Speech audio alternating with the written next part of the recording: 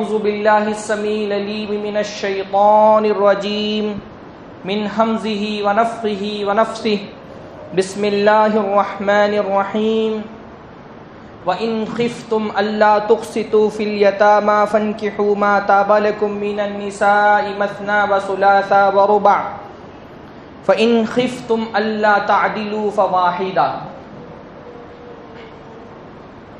سب سے پہلے ہر طرح کی حمد و ثنا، عظمت اور بزرگی، کبریائی اور بڑائی اللہ رب العزت کے لیے لائق اور زیبا ہے، جس کی نعمتیں بے شمار ہیں، جس کے احسانات انگنت ہیں، جس کا بہت بڑا احسان ہے کہ اس نے ہم کو مسلمان بنایا، اپنے واحد مقبول دین اسلام کا پیروکار بنایا، جس کی صفات، خوبیاں، کمالات، عظمتیں بے شمار ہیں۔ اللہ تعالیٰ کی بے شمار صفات میں سے، بے شمار کمالات میں سے اللہ تعالیٰ کا ایک کمال یہ ہے کہ اللہ تعالیٰ حکیم ہے، حکمت والا ہے، اور اللہ رب العالمین کیونکہ حکمت والا ہے تو اس کا ہر حکم بھی لازماً حکمت پر ہی مبنی ہوتا ہے۔ کبھی ایسا ہوتا ہے کہ اللہ تعالیٰ کے حکم کی حکمت ہمارے سمجھ میں آ جاتی ہے، اور کبھی ایسا ہوتا ہے کہ اللہ تعالیٰ کے کسی حکم کی حکمت تک ہم نہیں پہنچ پاتے۔ لیکن ایک مسلمان ہونے کی حیثیت سے ہمارا یہ ایمان ہے، ہمارا یہ عقیدہ ہے کہ اللہ رب العالمین نے جو شریعت نازل کی ہے، اس شریعت میں اللہ تعالیٰ نے جو بھی احکام رکھے ہیں وہ احکام بہرحال انسانوں کے حق میں مفید ہے، انسانی معاشرے کے حق میں مفید ہے، افراد کے بھی حق میں مفید ہے، اور اجتماعیت کے حق میں بھی مفید ہے۔ اس میں کسی بھی مسلمان کو ذرہ برابر شک نہیں ہونا چاہیے، اور میں یہ سمجھتا ہوں کہ آپ میں سے ہر کوئی اس کا کامل عقیدہ اپنے دل کے اندر رکھتا ہوگا کہ اللہ نے جو بھی حکم نازل کیا ہے وہ حکم بہرحال ہمارے لیے مفید ہے، ہمارے معاشرے کی، ہمارے افراد کی ضرورت ہے۔ کبھی ایسا ہوتا ہے کہ اس حکم کی حکمتوں کو ہم سمجھ لے جاتے ہیں، ہم سمجھ پاتے ہیں کہ اللہ تعالیٰ نے فلاں حکم کیوں رکھا ہے، سود کیوں حرام قرار دیا ہے، نکاح کو کیوں مستحب قرار دیا ہے، میراث کی تقسیم ایسی کیوں رکھی ہے۔ کبھی ایسا ہوتا ہے کہ ان حکم کی حکمتوں کو ہماری عقل پہچان لیتی ہے، اور کبھی ایسا بھی ہو سکتا ہے کہ کسی شخص کی عقل اس مقام تک نہ پہنچ پائے، لیکن اگر ہماری عقل کو اللہ تعالیٰ کی شریعت کا کوئی حکم سمجھ میں نہیں آ رہا، اس کا یہ مطلب نہیں ہے کہ ہم کو اجازت ہے کہ ہم اس حکم کا انکار کر دیں۔ عقل کو حکمتیں سمجھ میں بھی نہ آئے تو بھی اللہ تعالیٰ پر ایمان رکھنے کا تقاضا یہ ہے کہ ہم یہ مانیں کہ یہ شریعت کا حکم ہے اور یہ بہرحال ہمارے معاشرے اور سماج کی ضرورت ہے۔ اتنی بات تو سمجھ میں آ گئی انشاءاللہ تعالیٰ۔ ایک مسلمان ہونے کی حیثیت سے یہ عقیدہ ہمارا ہونا چاہیے۔ یہ تمہید اصل میں نے اس لیے باندھی ہے کیونکہ آج مجھے ایک ذرا سا حساس موضوع پہ خطاب کرنا ہے۔ حساس موضوع اس لیے بھی ضروری ہے کہ جمعہ کے خطبے میں لوگوں کو نیندیں آنے لگتی ہیں، لوگ اونگنے لگتے ہیں، تو موضوعات ایسے ہونے چاہیے کہ کم سے کم آپ کی نیندیں اڑی رہیں جب تک کہ خطاب ہوتا رہے۔ وہ حساس موضوع ہے دوسری شادی، دوسرا نکاح، نکاح ثانی، ایک سے زیادہ شادیاں، تعدد ازدواج، جس کو تعدد، عربی میں اس کو تعدد کہتے ہیں۔ سب سے پہلا سوال تو یہ پیدا ہوتا ہے اتنے سارے مسائل ہیں امت کے، تو ان سارے مسائل کو چھوڑ کر کے اس موضوع پر خطاب کی کیا ضرورت پیش آ گئی؟ کیا اس موضوع پر گفتگو کرنا ضروری ہے؟ اور بھی تو امت کے بہت سارے مسائل ہیں، عقیدے کے، اخلاق کے، معاملات کے، سیاست کے، ساری چیزوں کو چھوڑ کر کے اس موضوع پہ خطاب کرنا کیوں ضروری ہے؟ ایک سوال پیدا ہوتا ہے ذہن میں لوگوں کے کہ یہ موضوع، حالانکہ یہ کہا جاتا ہے کہ یہ مردوں کا بہت پسندیدہ موضوع ہے، لیکن حقیقی صورتحال یہ ہے کہ ہماری مساجد میں عام طور پہ ہمارے دروس میں باقاعدہ اس موضوع کو گفتگو کا عنوان نہیں بنایا جاتا، ایسا کم ہوتا ہے۔ باقی تو دنیا کے کسی بھی موضوع پہ آپ بات کریں تو اس کے مقابلے میں کچھ اور موضوعات پیش کر کے کہا جا سکتا ہے کہ آپ اس کے بجائے اس موضوع پہ کیوں نہیں بول رہے۔ تو جو بہت سارے موضوعات جن پر گفتگو کرنا ضروری ہے اس میں سے ایک موضوع یہ بھی ہے، تعدد کا موضوع، ایک سے زیادہ شادیوں کا موضوع۔ اس پر گفتگو کرنا کیوں ضروری ہے؟ بنیادی طور پر فی الوقت میرے پاس 3 اسباب ہیں اس موضوع پر گفتگو کرنے کے۔ پہلا اور واضح اور بالکل کلیئر سبب تو یہ ہے کہ ذرا سا مردوں کے دل سے دوسری شادی کا خوف نکالا جائے، یہ جو خوف پہلی بیویوں کا طاری ہے، یہ جو اندیشے دوسری شادیوں کے حوالے سے ہیں، اس کو ذرا کلیئر کیا جائے اور ایسے مجاہد بہادر مردوں کو تیار کیا جائے ہمارے سامعین میں جو ہمت کر کے دوسری شادی کے لیے اقدام کریں۔ دل میں کم از کم اگر ارادہ نہیں تو حوصلہ، ہمت، کم از کم شوق بیدار کیا جائے دوسری شادی کا۔ دوسرا سبب اس موضوع کو منتخب کرنے کا یہ کہ چلیں آپ کے حالات مان لیجئے ایسے نہیں ہے کہ آپ دوسری نکاح کا اقدام کر سکیں، ایک مسلمان ہونے کی حیثیت سے، خاص طور پہ ایک مسلمان داعی ہونے کی حیثیت سے یہ بہت ضروری ہے کہ ہم اسلام کے ان احکام کی حکمتوں کا اور اسلام کے ان احکام کی شرطوں اور احکام کا اچھے سے فہم رکھیں جن پر بہت زیادہ اعتراضات ہوتے ہیں۔ چلیے ہم کو دوسری شادی نہیں کرنی، نہ میں یہ سمجھتا ہوں کہ میرے خطبے کے بعد بہت سارے لوگ دوسری شادی کے لیے تیار ہو جائیں گے، لیکن کم از کم اسلام کا دفاع، اسلام کو ڈیفینس کرنا یہ ہر مسلمان کی ذمہ داری ہے۔ لہذا ہم کو عملی سطح پر نہیں تو کم از کم علمی سطح پر اس کے لیے تیار رہنا چاہیے کہ کبھی ہمارے سامنے کوئی کافر، کوئی غیر مسلم، کوئی دین کا نہ جاننے والا اگر اسلام کی اس حکم پر اعتراض کرے کہ اسلام نے عورتوں پہ بڑا ظلم کیا ہے کہ اس میں دوسری شادی کی اجازت دے دی ہے، تو ایک داعی ہونے کی حیثیت سے، یا وہ خواتین جو دین کا علم حاصل کر رہی ہیں ایک داعیہ ہونے کی حیثیت سے، ایک مسلمان ہونے کی حیثیت سے اتنا تو پاور ہمارے پاس ہونا چاہیے کہ اگر اسلام کے کسی حکم پر اعتراض ہو رہا ہو تو ہم اس کا جواب دے سکیں۔ عملی سطح پر آپ اقدام نہیں کر سکتے، علمی سطح پر ڈیفینس تو کر سکتے ہیں۔ اور آپ یہ جانتے ہیں کہ شریعت کے جن احکام کو بہت زیادہ الزام لگانے والوں کی طرف سے، اعتراضات کرنے والوں کی طرف سے نشانہ بنایا جاتا ہے، اس میں سے ایک حکم ایک سے زائد شادیوں کا بھی ہے، اس پہ بہت اعتراضات ہوتے ہیں۔ تو ایک داعی ہونے کی حیثیت سے ہم کو کم از کم یہ پتہ ہونا چاہیے کہ شریعت نے ہمارے دین کے اندر اللہ رب العالمین نے یہ حکم کیوں رکھا ہے، یہ دوسری وجہ ہے۔ اور تیسری وجہ یہ ہے کہ ہمارے معاشرے میں جو حضرات ہمت کر کے، بہادری دکھا کر کے، خوف کو پرے ڈال کر کے دوسرا نکاح کر لیتے ہیں، ہمارا معاشرہ ان کو بدکار لوگوں، زناکار لوگوں سے بھی زیادہ بری نگاہ سے دیکھتا ہے۔ ان کا ڈیفینس کرنا، ان کی اسٹیٹس کو کلیئر کرنا، ان کا حوصلہ بڑھانا، ان کی ہمت باندھنا، یہ بھی آج کے وقت کی بہت بڑی ضرورت ہے۔ تو یہ تین وجوہات ہیں جن کی وجہ سے یہ موضوع میں نے منتخب کیا ہے۔ سب سے پہلا سوال یہ پیدا ہوتا ہے، شریعت میں ایک سے زائد نکاح کا حکم کیا ہے؟ حکم جو ہے نا شریعت کے اندر 5 ہوتے ہیں، واجب، مستحب، مباح، مکروہ، حرام، 5 طرح کے حکم ہوتے ہیں۔ کچھ چیزیں واجب ہوتی ہیں جن کے چھوڑنے پر گناہ ملتا ہے، کرنے پر ثواب ملتا ہے۔ کچھ چیزیں مستحب ہوتی ہیں جن کے کرنے پر ثواب ہے لیکن چھوڑ دے تو گناہ نہیں ملتا۔ مباح ہوتا ہے جن میں نہ گناہ ملتا ہے نہ ثواب ملتا ہے، چاہے آپ کریں یا چھوڑیں۔ مکروہ وہ چیز ہوتی ہے جس کے کرنے پر گناہ تو نہیں ملتا ہے پر چھوڑنے پر ثواب ملتا ہے، اور حرام وہ چیز ہوتی ہے جس کے کرنے پر گناہ ملتا ہے اور چھوڑنے پر ثواب ملتا ہے۔ شریعت میں 5 احکام ہوتے ہیں۔ دوسری شادی کا حکم کیا ہے؟ اسلام میں دوسری شادی کا وہی حکم ہے جو حکم پہلی شادی کا ہے۔ کیا؟ مستحب۔ دوسری شادی کرنا مستحب ہے جیسے پہلی شادی کرنا مستحب ہے۔ مستحب کا مطلب کوئی اگر دوسری شادی کرے گا انشاءاللہ تعالیٰ اس کو ثواب ملے گا۔ کیوں ملے گا میں آگے انشاءاللہ تعالیٰ بتاتا ہوں۔ کوئی دوسری شادی کرے گا انشاءاللہ تعالیٰ اس کو ثواب ملے گا، اور ثواب ملنے کے بہت سارے راستے اس کے لیے کھل جائیں گے۔ نہیں کرے گا تو انشاءاللہ تعالیٰ گناہ نہیں ملے گا۔ اگر کر لے گا تو ثواب ملے گا، نہیں کرے گا تو گناہ نہیں ملے گا۔ یہی حکم پہلی شادی کا بھی ہے۔ پہلی شادی آپ کر لیں تو ثواب ملے گا، اور نہیں کریں گے تو انشاءاللہ تعالیٰ کوئی گناہ نہیں ملے گا۔ اسلامی تاریخ میں بہت بڑی تعداد میں ہمارے سلف اور علماء ہیں جنہوں نے ایک سے زیادہ شادیاں کی۔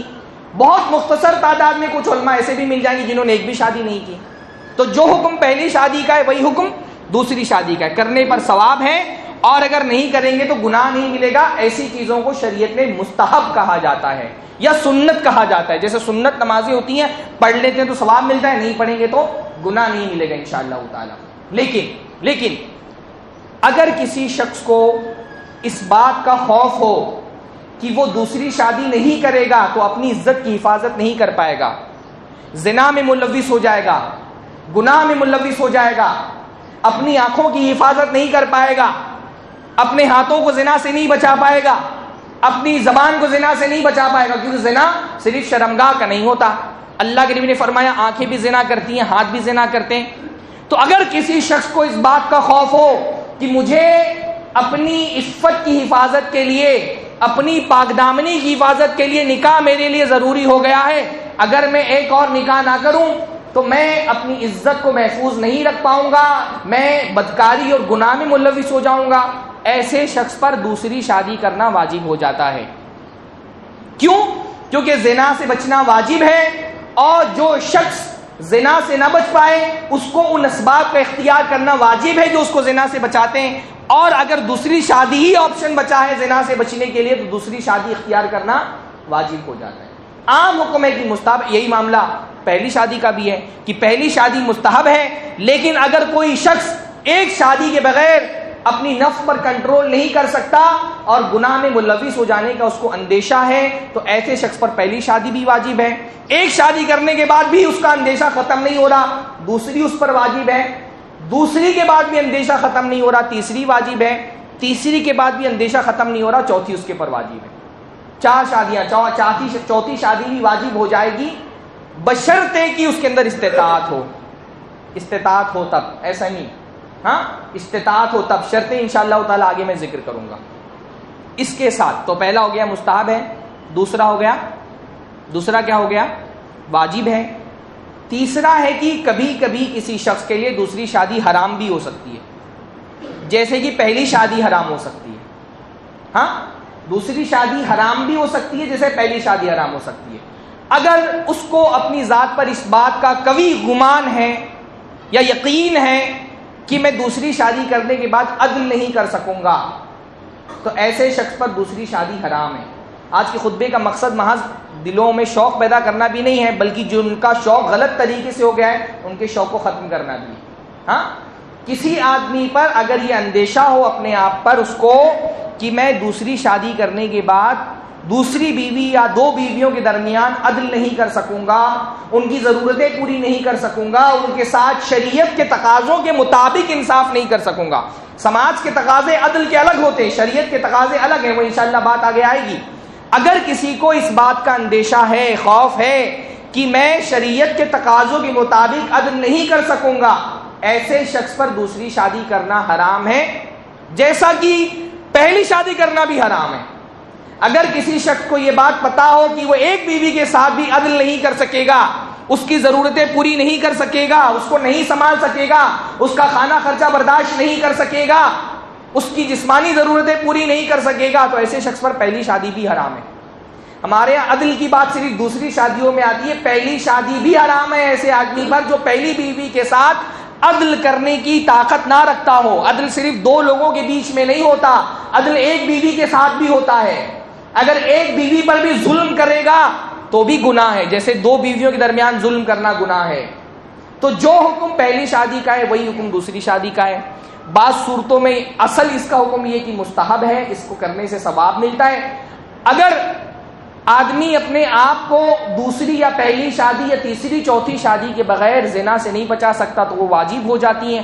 اور اگر اس کو اس بات کا اندیشہ ہے کہ وہ جو ہے عدل نہیں کر سکے گا، حقوق ادا نہیں کر سکے گا، تو ایسی صورت میں شخص کے لیے دوسری شادی کیا ہے؟ حرام ہے. اچھا میں نے کہا کہ مستحب ہے، مستحب ہونے کی کیا دلیل ہے؟ شریعت میں دوسری شادی مستحب ہے، اس کی کیا دلیل ہے؟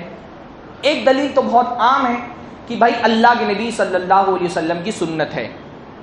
اللہ کے نبی صلی اللہ علیہ وسلم کی سنت ہے. ایک شادی بھی اللہ کے نبی صلی اللہ علیہ وسلم کی سنت ہے، ایک سے زائد شادیاں بھی اللہ کے نبی صلی اللہ علیہ وسلم کی سنت ہے. ہمارے پیارے نبی محمد رسول اللہ صلی اللہ علیہ وسلم نے بہت ساری شادیاں کی تھیں. اللہ کے نبی صلی اللہ علیہ وسلم کی بہت ساری بیویاں تھیں، تو ایک سے زیادہ شادی کرنا مستحب ہے. جو کام بھی اللہ کے نبی نے کیا وہ کام کرنا کیا ہے؟ مستحب ہے. اللہ کے نبی صلی اللہ علیہ وسلم کی 11 بیویاں تھیں، بیک وقت تقریباً غالباً 9 بیویاں اللہ کے نبی کی بیک وقت نکاح میں تھیں. اللہ تعالیٰ نے نبی صلی اللہ علیہ وسلم کو استثناء دیا تھا، ایکسیپشن حاصل تھا.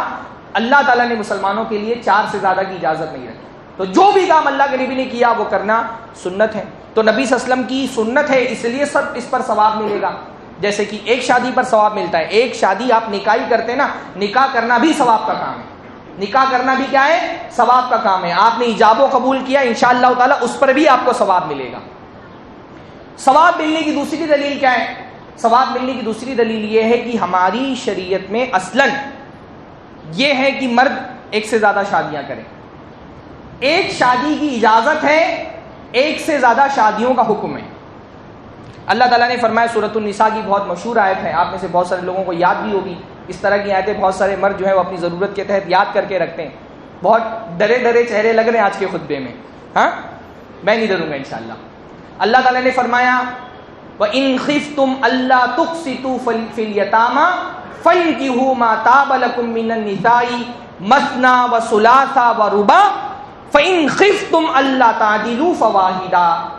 یہ قرآن مجید کی آیت ہے. اللہ تعالیٰ نے فرمایا اگر تم یتیموں کے ساتھ انصاف نہیں کر سکتے. پرانے زمانے میں یہ ہوتا تھا کہ بہت سارے لوگ یتیم لڑکیاں جو ان کی کفالت میں ہوتی تھی ان سے شادی کر لیتے تھے، لیکن ان کو جو حق ہوتا تھا وہ نہیں دیتے تھے کیونکہ ان کا کوئی پوچھنے والا نہیں ہوتا تھا. تو اللہ تعالیٰ نے فرمایا یتیموں کے ساتھ یہ ناانصافی مت کرو. اگر تم یتیم لڑکیوں کے ساتھ انصاف نہیں کر سکتے تو ان کو چھوڑ دو، جہاں ان کا مناسب نکاح ہوتا ہے کر لو. تم کو نکاح کرنا ہے، فَانكِحُوا مَا طَابَ لَكُم مِّنَ النِّسَاءِ مَثْنَىٰ وَثُلَاثَ وَرُبَاعَ. اس کے علاوہ جو عورتیں ہیں جو تم کو پسند ہیں ان سے نکاح کر لو. یتیم لڑکیوں کو چھوڑ دو. اس کے علاوہ جو تمہاری پسند کی عورتیں ہیں جو تم کو پسند آتی ہیں، طَابَ لَكُم، تم کو اچھا خوش کرتی ہیں تم کو، ان سے نکاح کرو. کیا کتنا نکاح؟ اللہ نے پہلے ایک نہیں کہا، پہلے کہا مثنا، دو دو شادیاں کرو، ثلاثہ، تین تین شادیاں کرو، رباع، چار چار شادیاں کرو. اللہ نے پہلے 2، 3 اور 4 کا حکم دیا کہ 2 کرو، 3 کرو، 4 کرو. فَإِنْ خِفْتُمْ أَلَّا تَعْدِلُوا فَوَاحِدًا. پھر اللہ نے آگے فرمایا اگر تم کو خوف ہے کہ تم عدل نہیں کر سکو گے، بزدل ہو، ڈرتے ہو، عدل نہیں کر پاؤ گے، اندیشہ ہے، اپنے اوپر یقین ہے یا غالب گمان ہے، یا تمہارے سرکمٹینسز اور حالات ایسے ہیں اس سے یہ فائنل ہو جاتا ہے کہ تمہارے اندر عدل کی طاقت نہیں ہے. جیسے بیوی سے بہت ڈرتے ہو، سہمے رہتے ہو، بیوی جب ڈانٹ دیتی ہے تو جا کر کے کونے میں چپ چاپ بیٹھ جاتے ہو، اتنا ڈر اگر خوف ہے، فواحدہ، تو ایک پر اکتفا کرو، پھر تم دوسری شادی کے لیے ایلیجیبل نہیں ہو. تو اللہ تعالیٰ نے پہلے کہا 2 کرو، 3 کرو، 4 کرو. اگر اتنی طاقت نہیں ہے عدل کرنے کی تو اللہ تعالیٰ نے اجازت دے دی کہ 1 کرو. اس سے کیا پتہ چلا کہ ہماری شریعت میں اصل ہے کہ آدمی زیادہ شادیاں کرے. البتہ اگر خوف ہے تو 1 کی اجازت اللہ تعالیٰ نے دی کہ ٹھیک ہے 1 بیویاں بھی رکھ سکتے ہو. اسی حکم کی وجہ سے مستحب ہونے کی تیسری وجہ یہ ہے کہ صحابہ کرام کے ہاں آپ دیکھیں گے شاذ ہی آپ کو کوئی صحابی ملیں گے جنہوں نے فطری عمر پائی ہو اپنی زندگی کی اور صرف 1 نکاح کیا ہو. شاید ہی کوئی صحابی آپ کو مل جائیں گے. بالعموم آپ صحابہ کیا دیکھیں گے، تعدد کا مزاج پایا جاتا، وہ 1 سے زیادہ شادیاں کرتے تھے. بہت شاذ آپ کو شاید کوئی مثال ملے گی. اکثر مثالیں جو دیتے ہیں لوگ وہ ایسے صحابی کی کہ جوان ہوئے، 1 شادی کی تھی اور شہید ہو گئے. تو ظاہر سی بات ہے ان کو تو موقع نہیں ملا.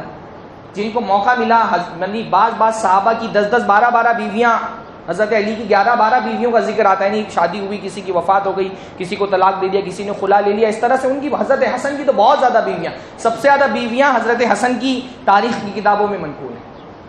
اسی لیے بچے بھی ان کے بہت ملتے ہیں. حضرت انس کے 100 سے زائد بچوں کو تو انہوں نے اپنی زندگی میں دفنایا ہے حضرت انس نے، کیونکہ عمر بھی ان کی بہت زیادہ تھی. 100 سال کے قریب ان کو عمر ملی تھی حضرت انس کو. بہت سارے صحابہ کرام، شاذ آپ کو کہیں ملے گا کہ کسی صحابی نے 1 ہی بیوی پر اکتفا کیا ہو. عام طور پہ صحابہ کرام 1 سے زائد شادیاں کرتے تھے. تو یہ بھی مستحب ہونے کی دلیل ہے. مستحب ہونے کی یہ بھی دلیل ہے کہ شادی کرنے سے انسان کے لیے نیکی کمانے کے بہت سارے دروازے کھل جاتے ہیں. مثلا اللہ رب العالمین نے فرمایا، اللہ کے نبی صلی اللہ علیہ وسلم نے فرمایا کہ تم 1 لقمہ بھی اگر اپنی بیوی کے منہ میں ڈالتے ہو، 1 لقمہ بھی اس کو کھلاتے ہو تو اللہ تعالیٰ اس لقمے کے بدلے میں تم کو ثواب دیتا ہے. 1 لقمہ بھی کھلاتے ہو تو اس کے بدلے میں اللہ تعالیٰ کیا کرتا ہے، تم کو ثواب دیتا ہے. تو اگر 1 بیوی ہوگی تو کتنا کھلا لیں گے آپ؟ ہاں، تو جتنی زیادہ بیویاں ہوں گی اتنا زیادہ کھلائیں گے، اور جتنا زیادہ کھلائیں گے انشاءاللہ تعالیٰ اتنا ہی ثواب ملے گا. اللہ کے نبی نے فرمایا فی بضع احدکم صدقہ، تمہارا اپنی بیوی کے قریب جانا اپنی ضرورت پوری کرنے کے لیے یہ بھی صدقہ ہے. بیوی کو مسکرا کر کے دیکھنا بھی ثواب کا کام ہے. بیوی کا گھر میں تعاون کر کے دے دینا یہ بھی ثواب کا کام ہے. اب جتنی زیادہ بیویاں ہوں گی اس کے ساتھ اتنا ہی زیادہ حسن سلوک ہوگا، اتنے ہی اچھے اخلاق سے آپ پیش آئیں گے، اتنا ہی اس کے اوپر مال خرچ کریں گے، اتنا ہی انشاءاللہ تعالی ثواب میں اضافہ ہوتا رہے گا. زیادہ بیویاں ہوں گی فیملی بڑی ہو جائے گی، بڑی فیملی پر خرچہ بڑھے گا اور فیملی پر خرچ کرنے کا بہت ثواب ہے. اللہ کے نبی نے ایک حدیث کے اندر فرمایا اگر کسی کے پاس 4 دینار ہو، 1 دینار وہ اللہ کے راستے میں جہاد میں دے دے، 1 دینار سے وہ کسی غلام کو آزاد کر دے، 1 دینار کسی مسکین پر صدقہ کر دے، اور 1 دینار اپنے گھر والوں پہ خرچہ کر دے، تو یہ 1 دینار جو اپنے گھر والوں پہ خرچہ کیا ہے اس دینار کا ثواب سب سے زیادہ ہے۔ جہاد میں جو پیسہ دیا تھا اس سے زیادہ ثواب اپنے اہل و عیال پہ خرچ کرنے والے پیسے پر ملے گا۔ غلام آزاد کرایا تھا اس پیسے سے زیادہ ثواب اپنے گھر پہ جو خرچہ کیا اس پر ملے گا۔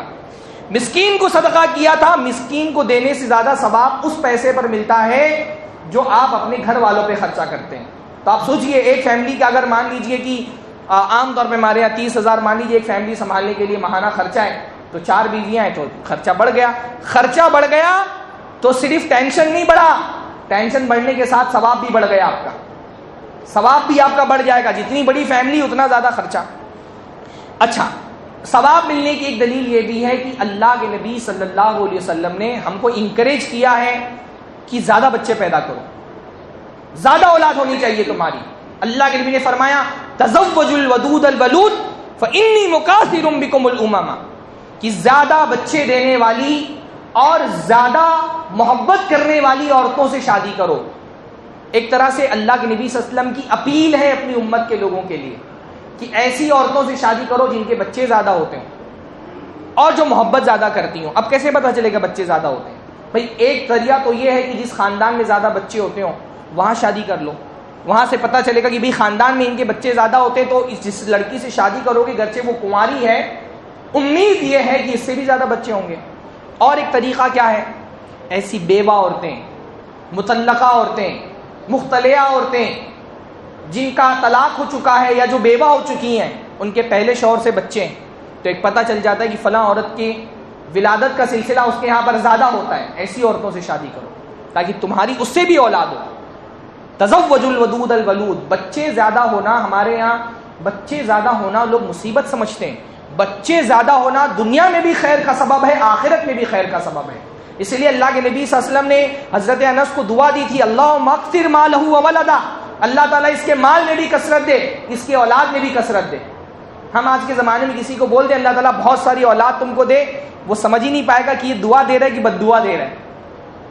زیادہ بچے ہونا خیر کا باعث ہے۔ آپ سوچیے ہمارے نوجوان 30-30 سال کی عمر میں شادی کر رہے، 15-15 سال تک کی عمر ان کی گزر جا رہی ہے، جوانی کے بعد، بلوغت کے بعد کتنے سارے اولاد اللہ کے نبی صلی اللہ علیہ وسلم کی امت کو وہ دے سکتے تھے۔ اللہ نے فرمایا میں قیامت کے دن تمہاری کثرت تعداد پر فخر کروں گا۔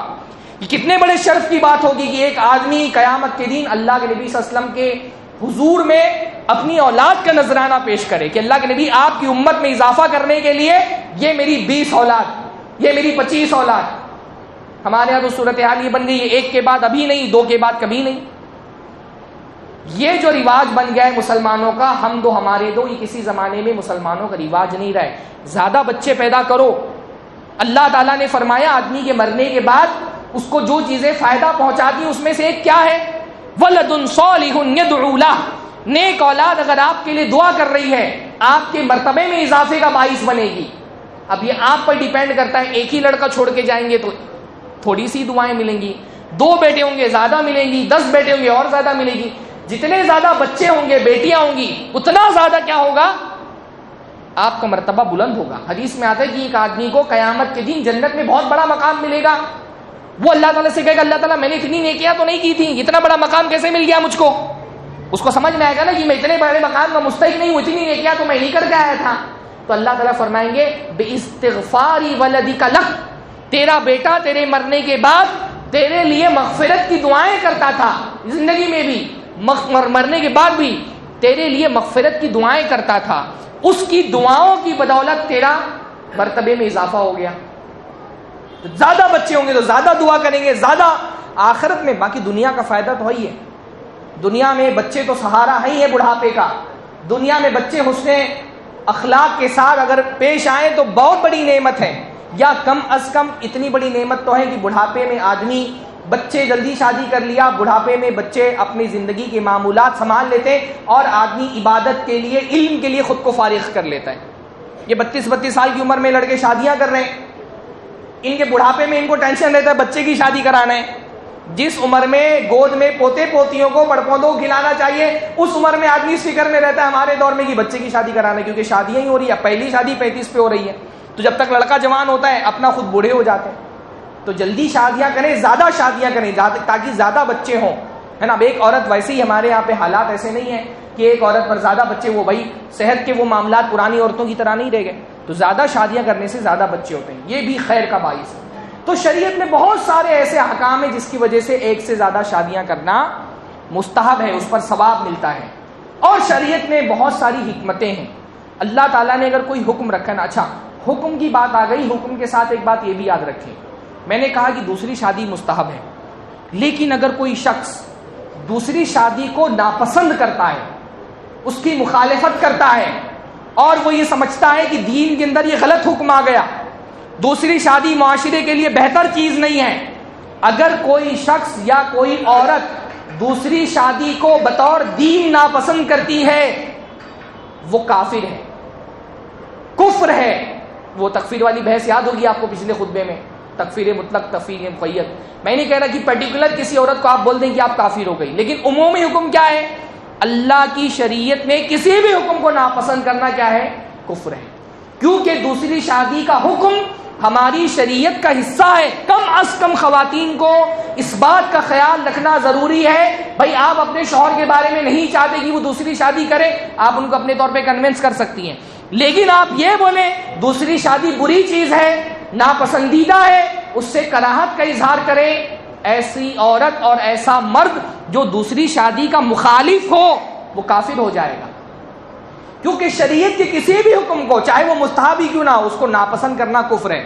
داڑھی آپ نہیں رکھتے، آپ کو گناہ ملے گا، پر اگر آپ داڑھی کو ناپسند کرتے ہیں، اس کا مذاق اڑاتے ہیں، کافر ہو جائیں گے. آپ کوئی عورت حجاب نہیں کرتی، ٹھیک ہے، گناہ ملے گا اس کو، ایک فرض کو چھوڑنے والی ہے. لیکن اگر کوئی حجاب کا مذاق اڑائے، حجاب کا انکار کرے، حجاب کی مخالفت کرے، حجاب کو ناپسندیدہ سمجھے، ایسی عورت اسلام سے خارج ہو جائے گی. اللہ نے فرمایا ذالک بانہم کرہوا ما انزل اللہ فاحبط اعمالہم، کیونکہ انہوں نے اللہ کے نازل کردہ حکم کو ناپسند کیا تو اللہ تعالیٰ نے ان کے سارے اعمال ضائع کر دیے.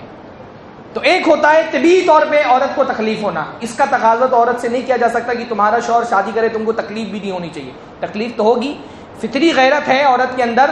کوئی بھی انسان اپنی حاصل ہوئی چیز کو بانٹنا نہیں چاہتا، عورت کو بھی غیرت ہوگی، تکلیف ہوگی. تکلیف نہ ہو اس کا تقاضا تو عورتوں سے نہیں کر سکتے، پر آپ دوسری شادی کو سرے سے ناپسند کرنے لگے، ایسی عورت کافر ہو جائے گی. شریعت میں اللہ تعالیٰ نے دوسری شادی کا حکم رکھا ہے، اس کی حکمتیں ہیں، ایسے اللہ تعالیٰ نے حکم نہیں رکھا. اللہ تعالیٰ انسانی معاشرے اور سماج کو ہم سے زیادہ بہتر سمجھتا ہے. اللہ تعالیٰ جانتا ہے ہمارے لیے کیا بہتر ہے. اللہ تعالیٰ کیونکہ جانتا تھا ایک سے زیادہ شادیاں بہتر ہیں، اسی لیے اللہ تعالیٰ نے یہ حکم رکھا ہے. سب سے بڑی حکمت دوسری شادیوں کی یہ ہے کہ معاشرے میں ہر عورت کو ایک شوہر ملے. اسلام میں دوسری شادی کا حکم اس لیے نہیں ہے کہ ہر آدمی کو 2 بیویاں ہوں، اور ایسا ہوگا بھی نہیں. اسلام میں دوسری شادی کا حکم اس لیے ہے تاکہ ہر عورت کا ایک شوہر ہو. کیونکہ فطری طور پہ معاشرے میں صورتحال یہ ہوتی ہے کہ عورتوں کی آبادی کا تناسب مردوں کی آبادی کے تناسب سے کم ہوتا ہے. آبادی مردوں کی کم ہوتی ہے، عورتوں کی آبادی معاشرے کے اندر، سماج کے اندر زیادہ ہوتی ہے اگر اس کو فطری طور پہ بڑھنے دیا جائے. ہندوستان میں، چائنا میں، ان ملکوں میں بہت ساری کمیونٹیز میں لڑکیوں کا جو سیکس ریشیو جس کو ہم کہتے ہیں، لڑکیوں کی آبادی کا تناسب کم ہے، مردوں کا زیادہ ہے. لیکن یہ فطری نہیں ہے. کیوں فطری نہیں ہے؟ کیونکہ ہندوستان کے اندر بہت بڑے پیمانے پر لڑکیوں کا پیٹ میں جب جانچ کرتے ہیں سونوگرافی کر کے، اور پتہ چلتا ہے کہ پیٹ میں جو جنین ہے وہ کسی بچی کا ہے اور کوئی بیٹی پیدا ہونے والی ہے، اس کو پیٹ ہی میں قتل کر دیتے ہیں. اور یہ بہت زیادہ ہندوستان کے اندر، ہریانہ اور پنجاب وغیرہ کی صورتحال تو یہ ہے کہ کہیں کہیں پر 700 لڑکیوں پر 1000 مرد ہیں. اتنا زیادہ تناسب میں فرق آ گیا ہے. کرائسس کی صورت اختیار کر گئی، کیونکہ اس علاقے میں، ان علاقوں میں جہیز کا بہت رواج ہے، اور جہیز کی وجہ بھی معاشرے میں دوسری شادی نہیں ہونا، انشاءاللہ آگے میں بتاؤں گا. جہیز کا بہت رواج ہے. باپ ڈرتا ہے میرے گھر میں بیٹی ہو جائے گی، 5 لاکھ کا انتظام میں کہاں کروں گا، 10 لاکھ کا انتظام کیسے کروں گا. تو جو ابارشن سینٹر ہوتے ہیں وہاں پر اس کے باہر بورڈ لگا ہوا ہوتا ہے اب تو شاید انلیگل کر دیا گیا ہے، بہت زیادہ اس کے خلاف قانونی کارروائیاں ہو رہی، تو کھلے عام نہیں ہو رہا، ورنہ باقاعدہ بورڈ لگا ہوا ہوتا تھا 5,000 خرچہ کرو 5 لاکھ بچاؤ، ایبارشن پہ 5,000 خرچہ کر دو، جہیز میں جو 5 لاکھ دینے وہ تمہارے بچ جائیں گے. یہ صورتحال تھی. اس لیے ہندوستان میں ان کمیونٹیز میں جہاں بچیوں کو پیدا ہونے سے پہلے یا بہت ساری جگہوں پر پیدا ہونے کے بعد قتل کر دیا جاتا ہے، گیلے ٹاول میں لپیٹ دیا جاتا ہے، نیمونیا ہو جاتا ہے، بچی کو مر جاتی ہے اور قتل رپورٹ نہیں ہوتا، کیونکہ اس کو جان بوجھ کر کوئی ثبوت نہیں دے سکتا کہ اس کو مارا گیا ہے. اس کو شراب کی بوتلیں میں پلا دیا جاتا ہے، ڈائریا ہو جاتا ہے، مر جاتی ہے، لیکن رپورٹ نہیں ہوتا کیونکہ اس کو قتل واضح طور پہ کوئی بتا نہیں سکتا ہے. پیدا ہونے کے بعد ایون بعض پٹینشن بعض لوگوں نے پنجاب ہائی کورٹ میں داخل کری کہ میری 5 بچیاں ہیں، مجھے اجازت دو کہ میں 2 کو قتل کر دوں، کیونکہ میں ان کا جہیز کا خرچ برداشت نہیں کر سکتا. ہندوستان میں ان کمیونٹیز میں لڑکیوں کی تعداد کم ہے آبادی کے اعتبار سے جہاں پر لڑکیوں کو قتل کرنے کا رواج ہے، ورنہ عام صورتحال آپ یورپین کنٹریز میں دیکھ لیں، امریکہ میں دیکھ لیں، عورتوں کی تعداد ان کی آبادی کا تناسب مردوں سے زیادہ ہے. کیوں زیادہ ہے؟ کیونکہ عام طور پہ عورتیں زیادہ 5% عورتیں زیادہ پیدا ہوتی ہیں، لڑکیوں کی پیدائش لڑکوں سے 5% زیادہ ہے. پھر جیسے جیسے عمر بڑھتی جاتی ہے لڑکوں کی موت زیادہ ہوتی ہے لڑکی کو بنسبت. بچوں کو پیدا ہونے کے بعد جو بیماریاں ہوتی ہیں، الگ الگ امراض ہوتے ہیں، اس میں لڑکوں کی موت زیادہ ہوتی ہے لڑکیوں کی بنسبت. کیونکہ آپ لوگ جانتے ہوں گے سائنٹیفکلی کیا ہے، عورت کا جو امیونٹی پاور ہوتا ہے وہ زیادہ ہوتا ہے، بیماریوں سے لڑنے کی طاقت لڑکیوں میں زیادہ ہوتی ہے لڑکوں کی بنسبت. آپ نے بہت ساری جگہوں پہ سنا ہوگا کہ ڈاکٹر بولتا ہے کہ یہ لڑکی تھی اس لیے بچ گئی، لڑکا ہوتا تو مر چکا ہوتا. لڑکی عام طور پہ لڑکے جو ہیں وہ پیدائش کے بعد زیادہ مرتے ہیں.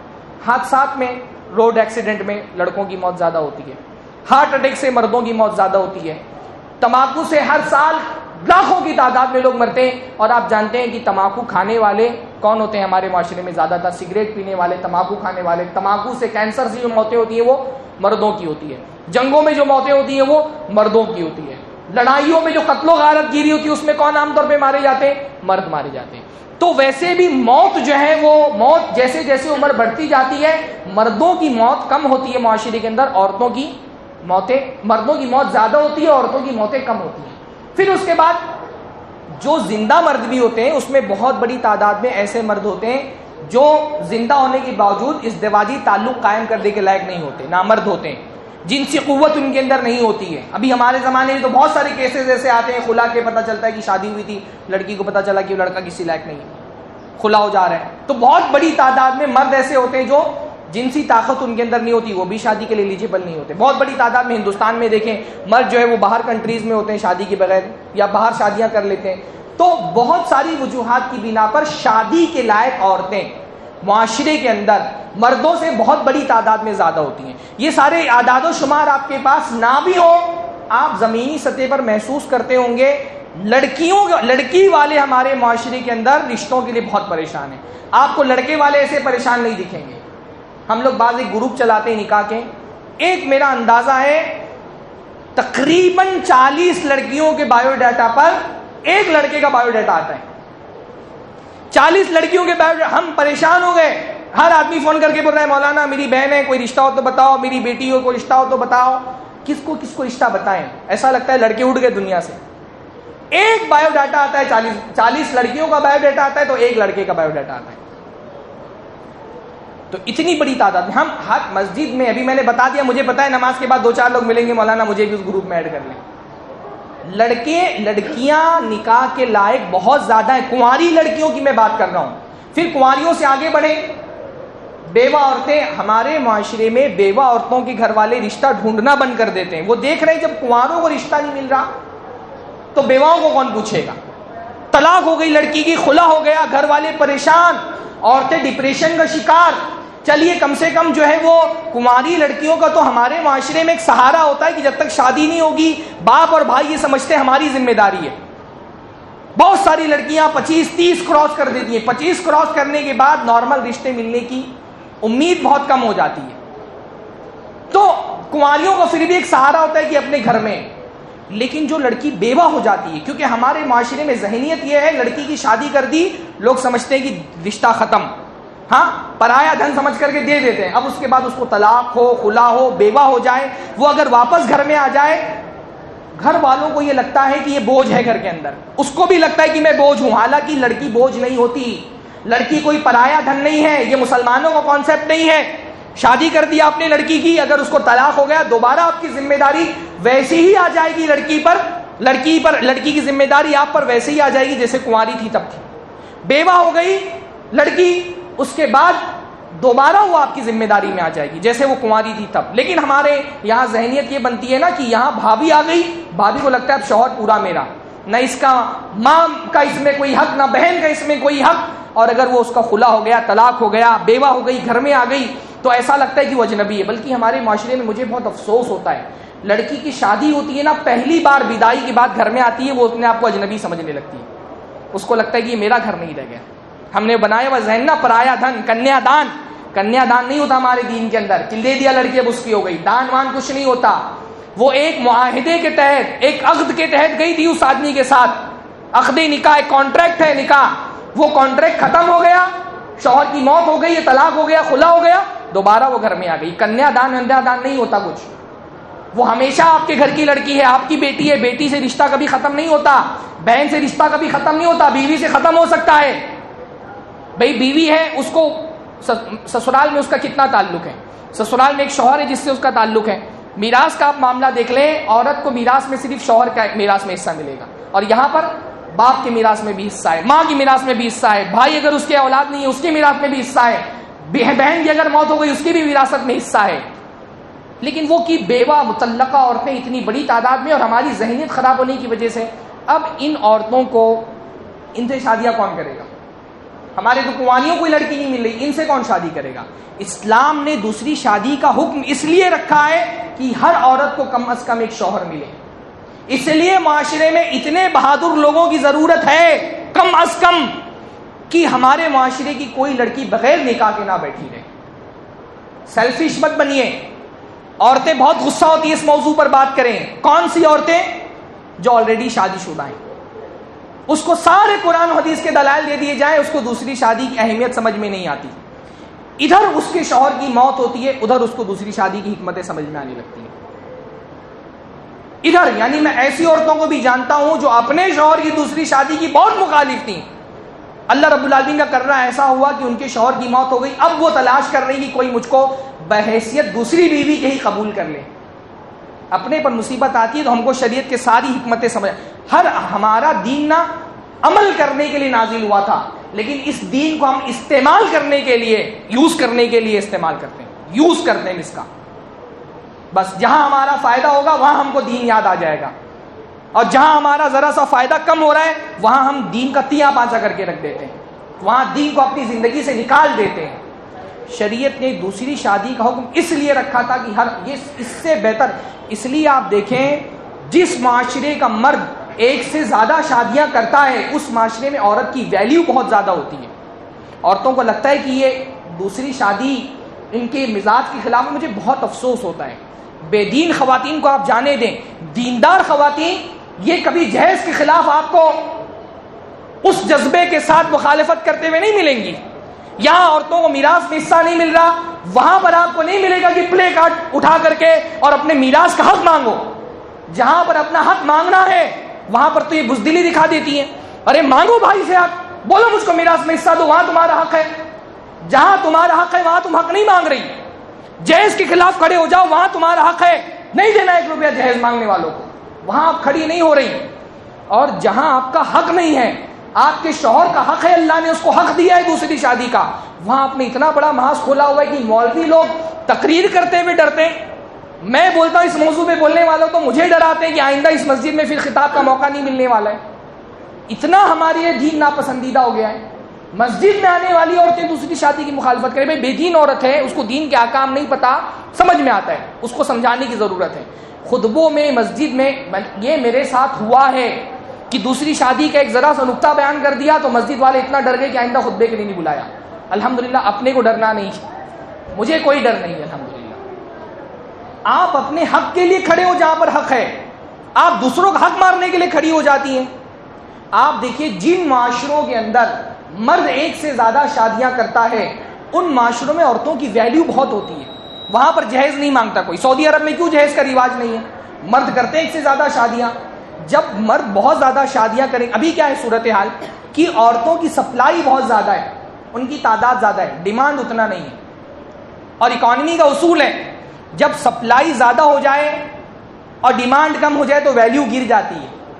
عورتوں کی ویلیو ہمارے معاشرے میں گری ہوئی ہے. اسی ویلیو کو بڑھانے کے لیے تو جہیز کی ویلیو اس کے ساتھ ایڈ کر دی جاتی ہے کہ بھائی ایک لڑکا ہے اس کے پاس 10 رشتے لڑکیوں کے نکاح کے, تو ایک بولتا ہے میں بائک دے دوں گا میری بیٹی سے کر لو, دوسرا بولتا ہے وہ بائک دے رہا ہے میں کار دے دوں گا, چڑھوا چڑھائی بولتے ہیں نا ہمارے یہاں, تیسرا بولتا ہے میں 5 لاکھ اور بھی دے دوں گا کار کے ساتھ میری بیٹی سے شادی کر لو. یہ جہیز کیوں ہے معاشرے کے اندر؟ کیونکہ ہمارے معاشرے میں مرد ایک ہی نکاح پہ اکتفا کرتا ہے. جب مرد ایک سے زیادہ شادیاں کرنے لگیں گے پھر مہر کا مسئلہ آئے گا. اسلامی شریعت میں لڑکی والوں کو ڈھونڈنا ہی نہیں ہے رشتہ, رشتہ تو لڑکے والے ڈھونڈیں گے نا. اللہ نے کیا فرمایا؟ ان تبتغوا باموالکم محسنین غیر مسافحین. شادیاں کرنے میں مرد مال لے کر کے تلاش کرے گا کہ مجھے کوئی اپنی بیٹی دے دو, لڑکی والے نہیں تلاش کرتے. اسلامی شریعت میں اللہ کے نبی کے زمانے میں بیوہ عورتیں, مطلقہ عورتیں, ان کو لوگ گڑ گڑا کے بولتے تھے مجھ سے شادی کر لو. حضرت فاطمہ بنت قیس کو طلاق ہوا, 3 رشتے آئے. حضرت معاویہ نے رشتہ بھیجا اور ایک اور صفوان نے رشتہ بھیجا, حضرت زید کا رشتہ خود اللہ کے نبی صلی اللہ علیہ وسلم نے دیا. 3 رشتے آ رہے ہیں طلاق ہونے کے فوراً بعد. اس لیے آپ ایک حدیث کے اندر ایک الفاظ جو علماء ہیں وہ بہت پڑھتے ہوں گے کہ جیسے ہی عدت ختم ہوتی تھی, حدیث میں آتا ہے تزینت لخطابھا, عدت ختم ہوئی عورت زینت کرنے لگتی تھی خطبہ دینے والوں کے لیے. اتنا زیادہ عورت کی ویلیو تھی, طلاق کے بعد, رجعی طلاق کے بعد لوگ خطبہ دینا شروع کر دیتے تھے. اللہ تعالیٰ کو قرآن مجید میں منع کرنا پڑا, بھائی عدت میں مت رشتے بھیجو, کم سے کم عدت تو اس کی کمپلیٹ ہو جانے دو. اتنی ویلیو طلاق شدہ مطلقہ بیوہ عورتوں کی ہوتی تھی. ہمارے معاشرے میں طلاق شدہ عورت کو کوئی پوچھتا تک نہیں ہے, اور وہ اللہ کی بندی وہ بھی کنواری کی تلاش میں رہتی ہے, اس کو بھی کنوارا ہی لڑکا چاہیے. یا کنواری لڑکیوں کو کنوارے لڑکے نہیں مل رہے. میں یہ دیکھ رہا ہوں بیوہ ہے, 3 4 عورتیں ہیں, کوئی بندہ قبول کرنے کے لیے تیار ہے کہ میں تمہارے, حالانکہ اس کے بچوں کی کفالت, بیوہ عورتوں کے بچے بھی بہت اہم مسئلہ ہے. ٹائم میرا ختم ہو گیا لیکن میں تھوڑا سا لوں گا. بیوہ عورتوں کے بچوں کی کفالت دوسرے شوہر کی ذمہ داری نہیں ہے. عورت بیوہ ہو گئی, اس کے بچے جو ہیں اگر دادا زندہ ہے دادا کی ذمہ داری ہے ان کو سنبھالنا, اگر چاچا ذمہ داری ہے تو چاچا کی ذمہ داری سنبھالنا. دادا نہیں ہے چاچا زندہ ہے, چاچوں کی ذمہ داری ہے. جو وارث ہیں ان کے اوپر حق بنتا ہے کہ ان کو سنبھالے. پر ہمارے یہاں کیا ہو گیا ہے, عورت بیوہ ہوتی ہے اس کے سر پہ سارے یتیموں کو لاد دیا جاتا ہے. غلط ہے یہ, نا انصافی ہے بیوہ عورت کے ساتھ. بیوہ عورت نہیں ذمہ دار ہے بچوں کی کفالت کی. پھر وہ جو ہے پھر بھی ہمارے معاشرے میں ہوتا ہے کہ آدمی دوسری شادی کر کے بچوں کی کفالت کے لیے بھی تیار ہے, لیکن وہ اس کو کنوارا ہی چاہیے. بولتی ہے کہ کسی کی بیوی مر گئی ہو تو بتاؤ. اب آدمی دوسری شادی کرنے کے لیے کون اپنی بیویوں کو مارے گا؟ ہاں, تو کم از کم بیوہ عورتیں, مطلقہ عورتیں, بہت بڑی تعداد میں معذور عورتیں ہوتی ہیں, پیر میں کوئی تکلیف ہے, ہاتھ میں کوئی تکلیف ہے, ایسی عورتیں ہوتی ہیں جن کے بچے نہیں ہو سکتے, طلاق ہو گیا ہے. ان عورتوں کا ٹھکانہ کیا ہے سوائے اس کی کہ وہ دوسری شادی کریں. لیکن معاشرے میں دوسری شادی کرنے والے مرد نہیں ہیں. یہ عورتیں زندگی بھر بیٹھی رہ جاتی ہیں, ڈپریشن کا شکار ہوتی ہیں. کنواری لڑکیاں, لوگ بولتے ہیں آسیب آ رہا ہے, جن پکڑ رہا ہے, اس کی شادی نہیں ہوئی, وہ بیمار ہے نفسیاتی طور پہ. یہ ہمارے یہاں راقیوں کی اتنی بڑی تعداد بڑھ گئی ہے. آپ کو اندازہ کیوں بڑھی ہے؟ اہل حدیثوں میں کبھی بھی بابا نہیں ہوتے تھے, ہم فخر سے بولتے تھے ہمارے یہاں بابا نہیں ہوتے. آج تو ایک پتھر اٹھاؤ تو نیچے سے 3 راقے نکل رہے ہیں. کیوں؟ لڑکیوں کو بہت جن پکڑ رہے ہیں. یہ لڑکیوں کو جن کیوں پکڑ رہے ہیں؟ 25 سال کی عمر ہو گئی, 27 سال عمر ہو گئی, 30 سال عمر ہو گئی, شادی نہیں کر رہی ہے. آدمی تو اپنی ضرورتیں یہاں وہاں پوری کر لیتا ہے, لڑکے, وہ لڑکی بیچاری شریف ہے, وہ اپنی ضرورتوں کو مارے گی تو وہ بیماری بن کے کسی اور درجے میں نکلیں گی. وقت پہ شادیاں کرائیں.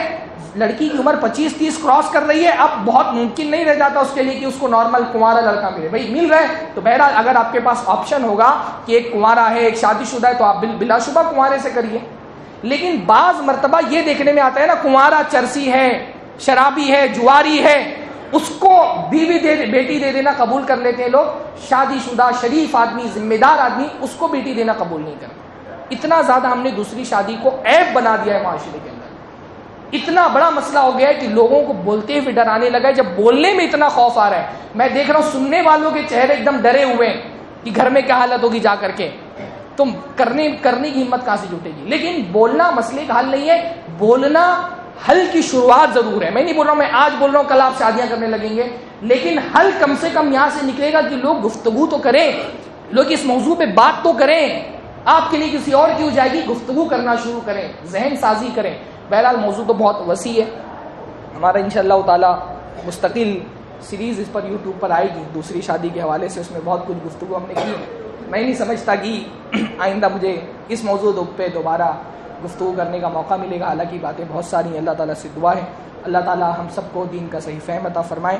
اللہ تعالیٰ دین کی صحیح محبت ہمارے دلوں کے اندر ڈال دے، دین کی حکمتوں کو سمجھنے کی توفیق عطا فرمائے. اقول قولی ھذا واستغفر اللہ لی ولکم ولسائر المسلمین واستغفروہ انہ هو الغفور الرحیم. وآخر دعوانا الحمد للہ رب العالمین.